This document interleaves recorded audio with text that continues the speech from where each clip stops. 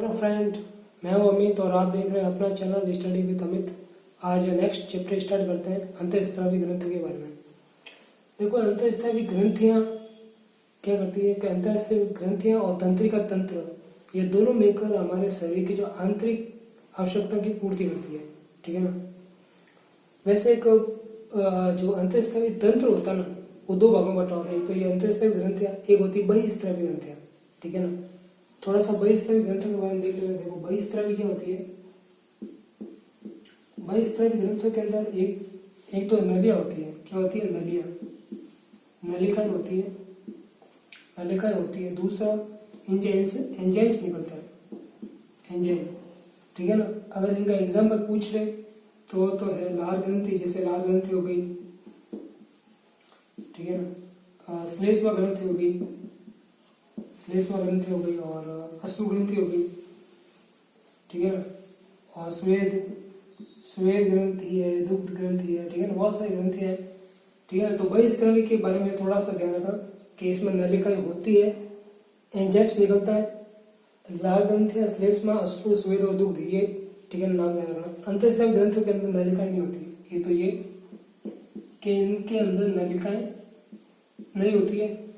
ठीक है ना। और इनसे हार्मोन निकलता है, हार्मोन। ठीक है ना। हार्मोन निकलता है। और ये हार्मोन जो होगा वो ब्लड के अंदर जो प्लाज्मा है, प्लाज्मा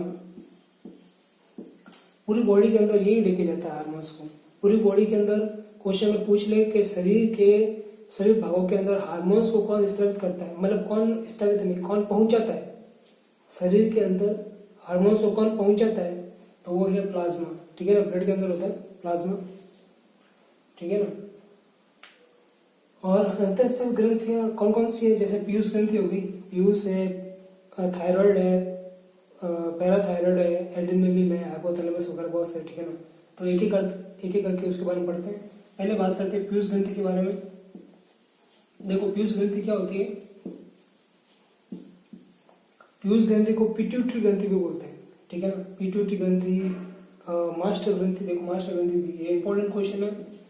मास्टर ग्रंथि पूछा भी गया कि मास्टर ग्रंथि किसे कहते हैं। ठीक है ना। मस्तिष्क में एक खोपड़ी के अंदर एक हड्डी होती है स्फेनॉइड नाम की। कौन सी? स्फेनॉइड, स्फेनॉइड ये हड्डी होती है स्फेनॉइड। इसके अंदर ये रहती है कि ये मटर के दाने के समान है। मटर का दाना होता है छोटा सा, तो ये मटर के दाने के समान होती है। ठीक है ना। ये पीयूष ग्रंथि। ठीक है ना। इसको मास्टर ग्रंथि भी कहते हैं, इंपॉर्टेंट है। ठीक है ना। अब इसका काम क्या है? इसका काम है कि शरीर की जो शारीरिक बनावट है, मतलब शारीरिक विकास, ये कह सकते हैं शारीरिक विकास, शारीरिक विकास, बस ये ध्यान रखना। शरीर का शारीरिक विकास है वो पीयूष ग्रंथि से ही होता है। ठीक है ना। शारीरिक विकास इससे होता है। अब इसके भी पार्ट है, जैसे सोमेटोट्रोपिन हार्मोन्स। अब इससे जो हार्मोन्स निकलते हैं ना, वो कौन कौन से? देखो, एक तो ये सोमेटोट्रोपिन हार्मोन होता है। ये जो शरीर का विकास है, शारीरिक विकास कह सकते हैं, वो इसी के कारण होता है, सोमेटोट्रोपिन के। ठीक है ना। अब इसकी अगर अधिकता हो जाती है, अधिकता, तो शरीर का विकास है वो बहुत ज्यादा, मतलब जो शरीर की लंबाई है वो बढ़ जाती है। और अगर इसमें कमी आ जाती है तो शरीर है वो छोटा रह जाता है, बोना। ठीक है ना।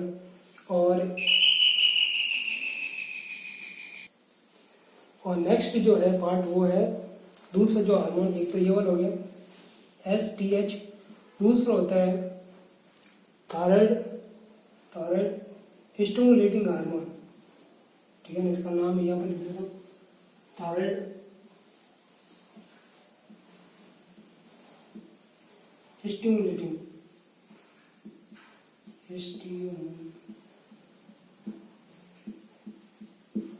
हार्मोन। ठीक है ना। इसका काम क्या है? जो थायरोक्सिन हार्मोन को स्रावित करने के लिए उत्तेजित करना। ठीक है ना। ये तो बहुत सारे हैं, लेकिन खाली इंपॉर्टेंट ये दो ही है। ये दो ही याद रखना बहुत है।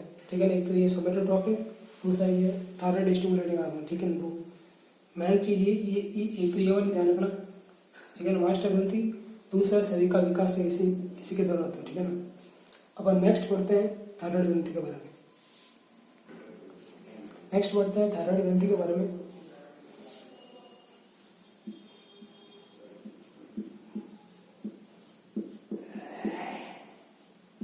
देखो, इसको अवल्टू भी बोलते हैं,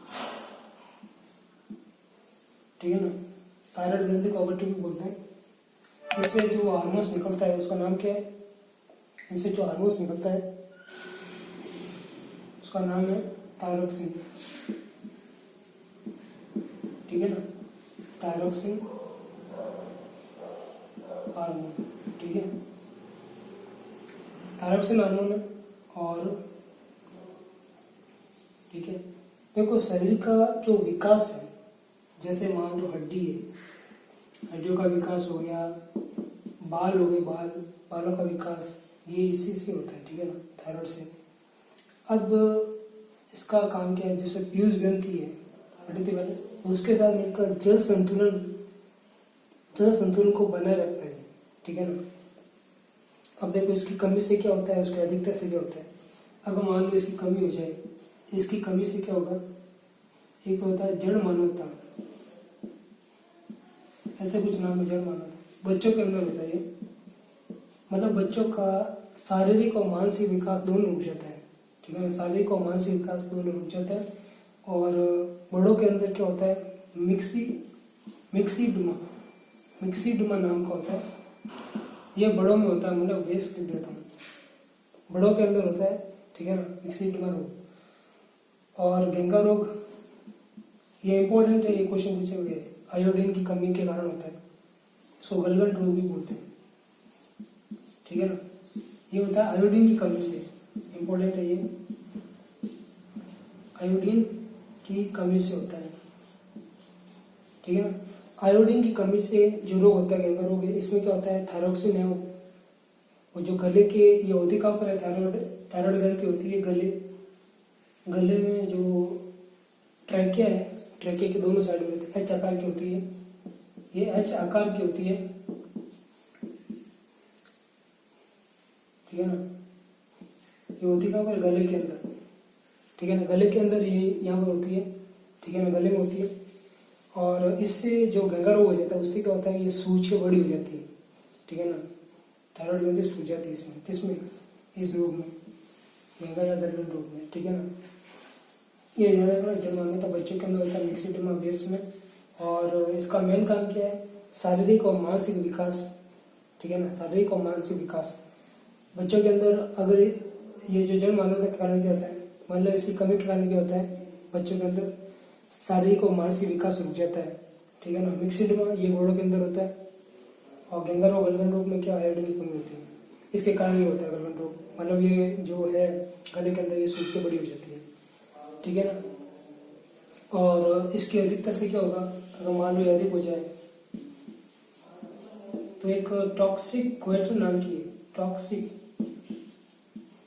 गोइटर, ठीक है ना, एक होती है टॉक्सिक गोइटर।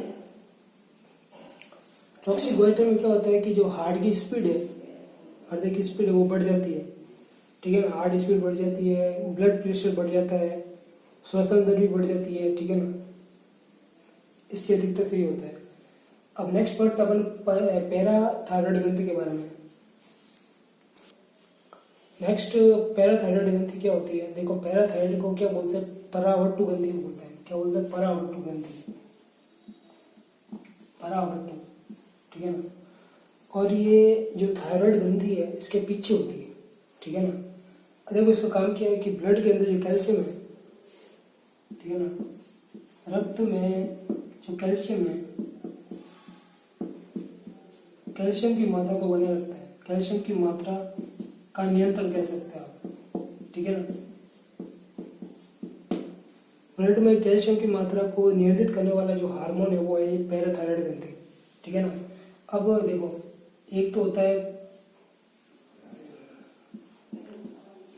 पैराथायराइड हार्मोन, ठीक है ना, एक होता है कैल्सिटोनिन, ठीक है ना। इससे ये दो हार्मोन निकलते हैं, एक तो है पैराथायराइड हार्मोन, एक कैल्सिटोनिन, इसके अंदर क्या होता है, कैल्शियम की क्या होती है, कैल्शियम की कमी होती है। बस इतना सा ध्यान रखना, क्वेश्चन ऐसे पूछता है कि कैल्शियम की कमी होने वाला, कैल्शियम की कमी से जो, सॉरी, किस हार्मोन की कमी से कैल्शियम की मात्रा कम हो जाती है, ठीक है ना, किस हार्मोन की कमी से कैल्शियम की कमी हो जाती है ब्लड में, तो ये है पैराथायराइड। और कैल्शियम की अधिकता, मतलब कैल्शियम की जो मात्रा है वो बढ़ जाती है, ठीक है ना, कैल्शियम की मात्रा बढ़ जाती है, वो है कैल्सिटोनिन हार्मोन, और कैल्शियम की कमी हो जाती है, वो है पैराथायराइड हार्मोन। मतलब बेसिकली पैराथायराइड का काम ये है कि ब्लड के अंदर जो कैल्शियम की मात्रा है उसको नियंत्रित करने का काम है, ठीक है ना। ये वही जो थायराइड ग्रंथि है उसके पीछे होती है, ठीक है ना, इसको परावर्तक भी बोलते हैं, ठीक है ना। बस इसके बारे में बेसिक सा ये ध्यान रखना बहुत है, ये इतना बहुत है, बाकी का अपन नेक्स्ट वीडियो में देखते हैं। Okay, thank you.